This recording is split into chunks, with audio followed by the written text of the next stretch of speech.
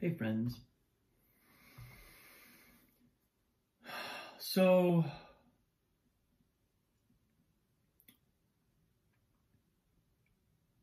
I I had the experience of receiving some feedback recently on about something that I'm still processing it, and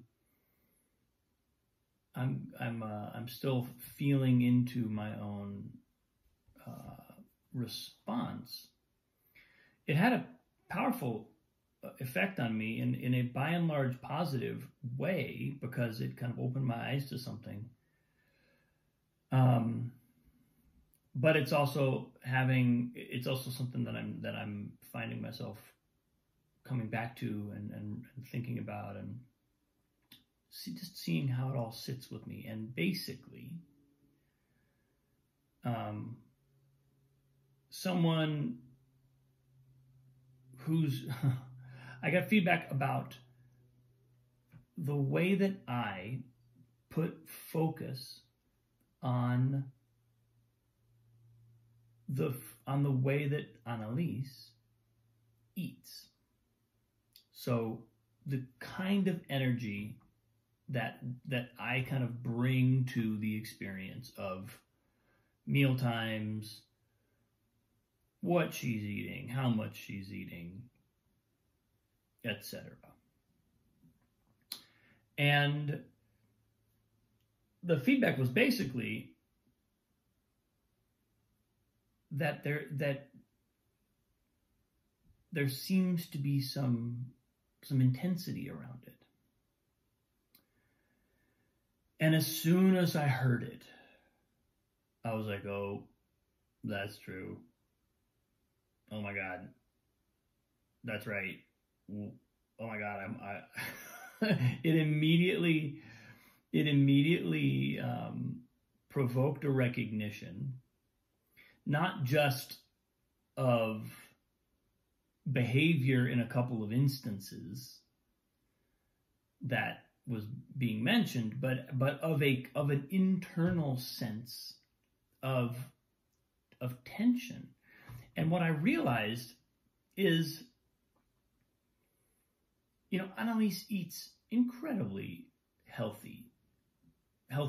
She eats what we eat, and she eats a far wider variety of food than most of the other kids her age that I see. Not trying to brag as a parent, but she is willing to try and have a full meal of new things, kind of whatever's around. She has of course she has her preferences, and if you always give her preferences, then she will prefer them even more. But she has a real flexibility around food that I'm proud of, and that I think is serving her, gonna serve her well. But I recognized, when I got this feedback, oh, I'm applying pressure consistently. And usually it's like, I want her to eat a little more, right? Because she's having a meal and she doesn't really want to eat, and I'm concerned that she's going to go away and be hungry and then ask for a snack in an hour, which she's gotten strategic about that. She's gotten really good at, like, I'm not so into this meal, let me just not eat, and then I'm hungry later. And so my kind of like fixation on it comes from a place of wanting to make sure she's getting the healthy food, that she eats the healthy food first, and only has snacks if it's really like she's, hungry beyond what she's getting from her healthy meals. So that's been my philosophy. That's my intention. But what has come out of that is undeniably a kind of consistent pressure around food. And as soon as I got this feedback, I realized, ooh, I'm really glad someone said this now, because otherwise, there's a level on which I started to realize, oh, by doing that, by consistently asking her to eat more than she naturally does, just out of her own accord at every meal, I'm training her that when she doesn't want any more food, there's an imperative that she should eat more food. Not such a great thing to instill. And this is the kind of thing I kind of quickly got a glimpse of, like, oh, this is how you put these subconscious thoughts in there. This is how you layer in these invisible imperatives that just have a life in the psyche, but don't really, but aren't connected. They're not connected to the needs of the moment. They're just patterns of feeling around various areas of our life. And so it really reframed that for me. It really kind of gave me a moment of pause. And I immediately talked about it with Katie, and we were both like, yeah, I think we can let up. But because it also speaks to a deeper issue, which is what really kind of showed up and continues to show up, which is teaching a young person to trust themselves is a lot about trusting them before they trust themselves. So, in other words, if she's going to trust her own impulses for how much food she needs, right now she's looking to us to confirm or deny or modify how she feels about food or whatever, right? She garners so much of her perception, the lens through which she's perceiving, she garners it not just passively, but actively. She's looking at us going, how are you responding to this? Because that's going to tell me how I should respond to this. And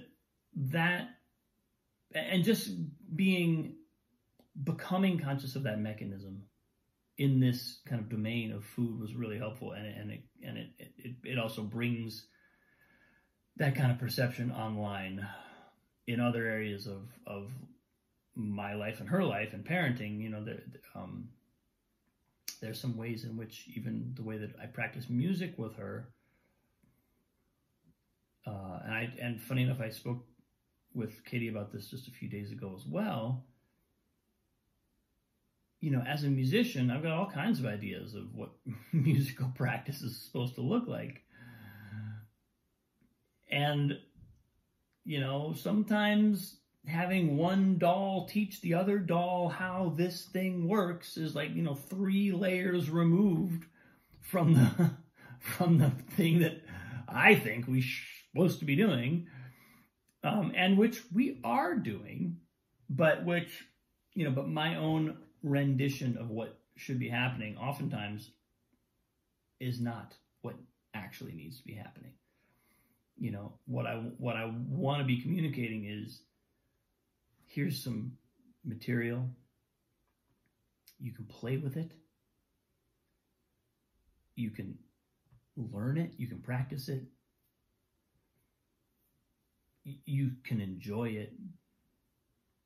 And you can trust yourself. You can trust, it's funny to me because I've installed a practice routine. We practice our violin now every morning. I put it in the morning because otherwise the day gobbles up the time.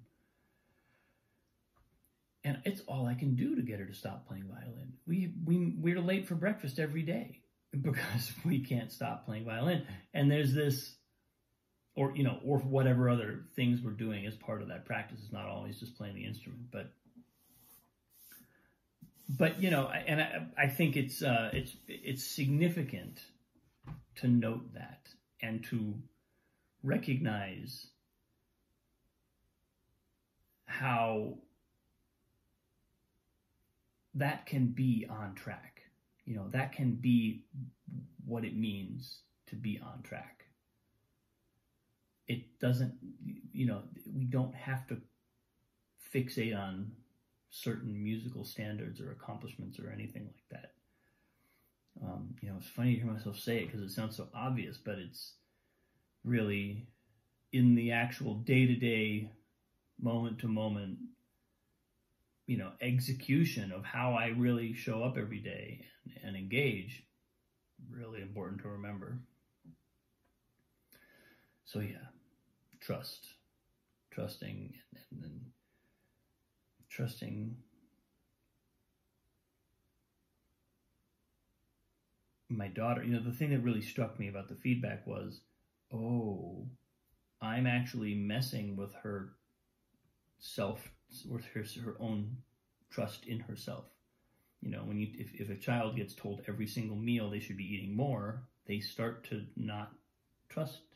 Like or at least it's very easy to see how they could start to have internal sensations or impulses and just learn that those are not what we're listening to. We're listening to this external imperative. Careful about that, Papa. So yeah, I was very appreciative, and it's already having an effect, and I'm very grateful to have been given a chance to see that. So, thanks, folks. Appreciate you. Much love. Have a wonderful day. I'll see you tomorrow.